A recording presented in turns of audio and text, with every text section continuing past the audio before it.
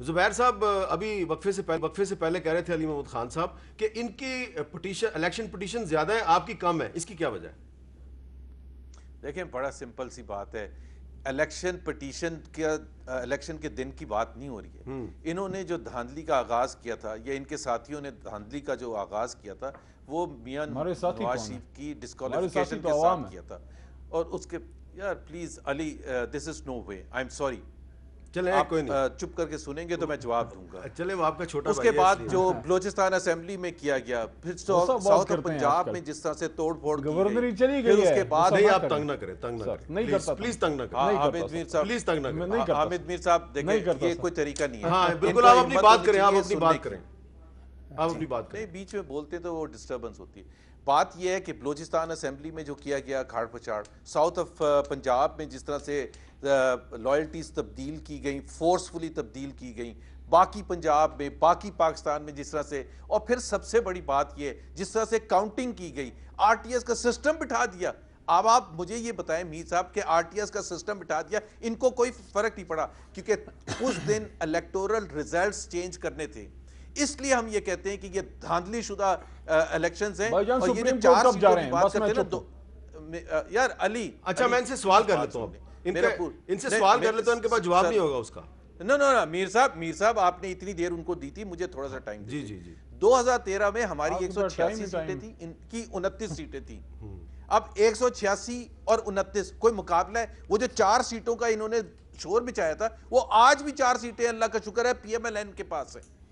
تو ان کے پاس کوئی بیسس نہیں تھا.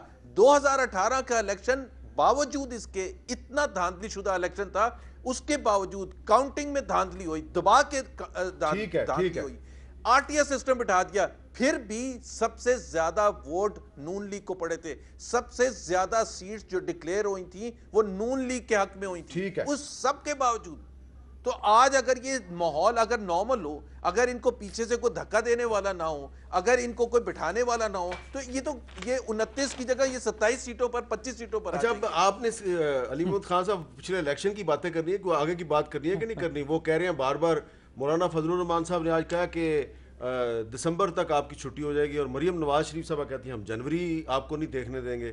تو یہ تو 2 مہینے رہ گئے صرف اس میں. جن کی پک ہے وہ چاہتے ہیں سب کی چھٹی ہو جائے. مولانا صاحب کی تو پکی چھٹی ہو گئی نا. ان کا راہ کیا ہے اس پورے سسٹم میں؟ یعنی کہ for the first time in 30 odd years مولانا صاحب از آؤٹ آف پار.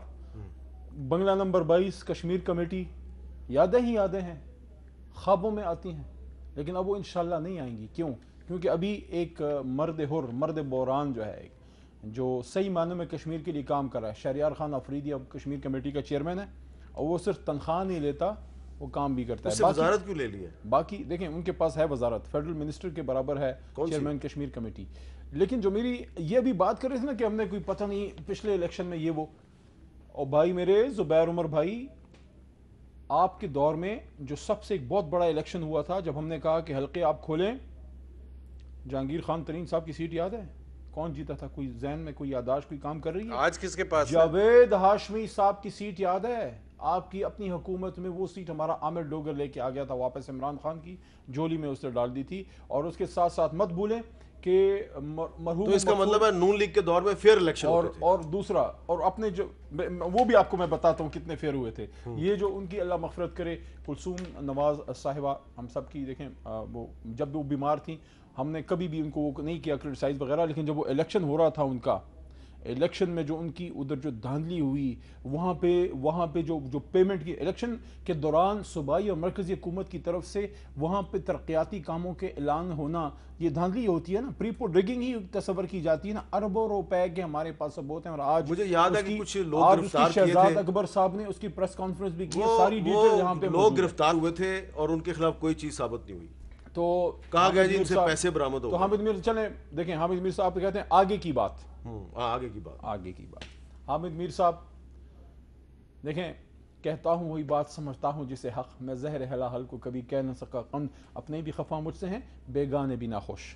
اپنے بھی خفا مجھ سے ہیں، بیگانے بھی ناخوش، اپنے بھی خفا مجھ سے ہیں، بیگانے بھی ناخوش. سچی بات کرتے ہیں ہمیشہ. اور سچی بات یہ ہے کہ ایک آدمی اس وقت پاکستان کی سیاست میں جس نے پاکستان کو ہمیشہ عزت دلائی ہے، جو اپنے کسی پیسے کے لیے، اپنے کسی کھانچے لگانے کے لیے، کوئی منی لانڈرنگ کرنے کے لیے، کوئی اربوں پتی بننے کے لیے نہیں آئے، اس کا نام عمران خان ہے. قوم اس پہ ٹرسٹ کرتی ہے. گلہ اس سے ہے کہ مہنگائی ہے، لیکن اس کا مطلب یہ نہیں ہے کہ جنہوں نے 3 بار لوٹا ہے ان کو دوبارہ مسئلے اقتدار پہ جو ہے وہ لانا چاہتے ہیں. کیونکہ یہ 1 2 3 4 5 6 7 8 FIR ہیں یہ پنجاب حکومت نے درج کیے ہیں نون لیگ پیپلز پارٹی والوں کے خلاف.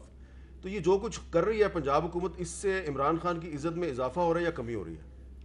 حامد میر صاحب، اگر کوئی شخص غلط کام کرے اس پہ FIR ہوگی. غلط کام وہ جلسہ کرنا چاہ رہے ہیں، یہ آپ نے بھی کیا تھا جلسہ. اگر سیاسی بنیاد پہ FIR ہیں تو تھوڑی سی وہ بھی لے آتے. پاکستان کے شریف ترین صدور میں سے عارف علوی صاحب، جو شیرین مزاری صاحبہ، شفقت محمود صاحب، عمران خان صاحب، اسد عمر صاحب، غلط تھا. بہت سارے اور بھی ہیں. تو یہ بھی تو غلط ہے نا پھر، یہ بھی غلط ہے. سیاسی بنیاد پہ FIR بالکل غلط ہے، نہیں ہونی چاہیے. لیکن جو انہوں نے سیاسی کارکنوں پہ FIR درج کرنا غلط بات ہے. تو پرچے بھی واپس ہو گئے. انہوں نے تو عمران خان پہ جی پہ دہشت گردی، زبیر صاحب عمران خان پہ، اور عمران خان کو زبیر صاحب جی کیا کہنا چاہ رہے ہیں؟ دہشت گردی، پریزیڈنٹ آف پاکستان، دہشت گردی کا پرچہ. جی زبیر وارے آپ کی جمہوریت کو سلام زبیر عمر بھائی.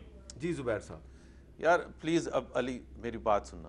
پہلی بات تو یہ انہوں نے شہریار افریدی کا ذکر کیا تھا، یہ وہی ہے نا جو کہتے تھے جان اللہ کو دینی ہے اور قبر میں جان ہے. کس سلسلے میں؟ رانا ثناء اللہ کے سلسلے میں کہتے تھے 1.5 سال. یار پلیز علی 1.5 سال ہو گیا ہے، کہاں گئے وہ شہریار افریدی صاحب؟ آپ کیوں نہیں بڑھ کے مارتے ہیں؟ آپ کہاں بھاگ گئے؟ جھوٹ بولتے تھے، کلمہ پڑھتے تھے اور جھوٹ بولتے تھے. اگر کچھ حقیقت ہوتی تو 1.5 سال میں سامنے آ جاتی. وہ پریس کانفرنسز، وہ پارلیمنٹ میں سپیچز یاد ہے نا ان کی. دوسری بات یہ ہے کہ آپ جتنا بھی یہ زور لگا لیں، حقیقت یہ ہے کہ آج پاکستان کے عوام جو ہیں وہ آپ کے ساتھ نہیں کھڑے ہوئے. 2018 میں بھی نہیں تھے، اب اور بدظن ہو چکے ہیں. اب وہ وہاں جا کے کھڑے ہو گئے جب ان کے پاس کچھ نہیں بچا، اور اب وہ جنگ کرنے کے لیے نکلے ہیں اور نکل رہے ہیں جس کے لیے وہ اپنی، جی بالکل جنگ آپ کو نکالنے کے لیے، آپ کے سیاسی نکالنے کے لیے